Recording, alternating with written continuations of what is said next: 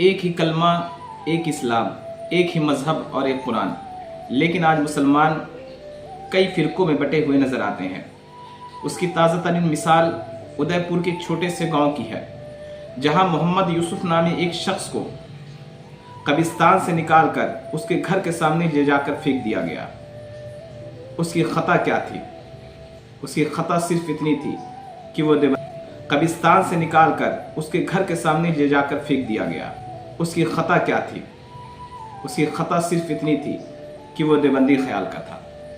जब इसका पता बरेलवी उलमा को लगा तो बरेलवी उलमा ने आपत्ति जताई और उन्हें इस बात की वजाहत की कि इस तरह का अमल अल्लाह को बिल्कुल पसंद नहीं।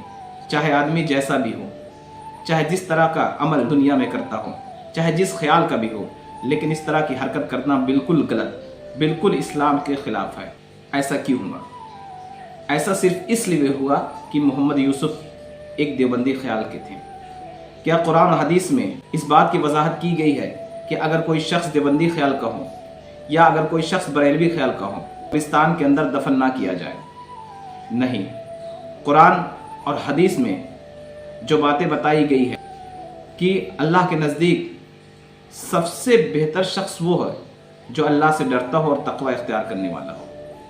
अल्लाह के रसूल सल्लल्लाहु अलैहि वसल्लम ने कभी इस तरह की वजाहत ही नहीं की, ना कभी अपनी पूरी ज़िंदगी में, ना कभी किसी खुतबे में, कि अगर कोई शख्स बरेलवी ख्याल का हो या देवबंदी ख्याल का हो तो उसके साथ इस तरह की हरकत की जाए। आज जबकि मुसलमानों को कंधे से कंधा मिलाकर चलने की ज़रूरत है, आज हम कहाँ चले गए? हालांकि ये बात पुरानी है, मगर वक्त के हिसाब से बताना बिल्कुल ज़रूरी है।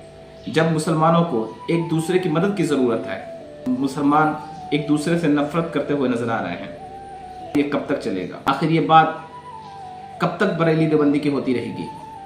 क्या हम इस बात को नहीं समझ सकते कि कुछ ऐसे लोग हैं जो हमें एक दूसरे से लड़ाकर खुद अपना पेट भरने की कोशिश करते हैं?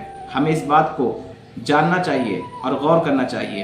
अगर कहीं भी इस तरह की बातें या इस तरह का कि कोई मीटिंग ऑर्गेनाइज किया जाए तो इस मीटिंग में जाने से रुकें, बल्कि लोगों को समझाएं भी।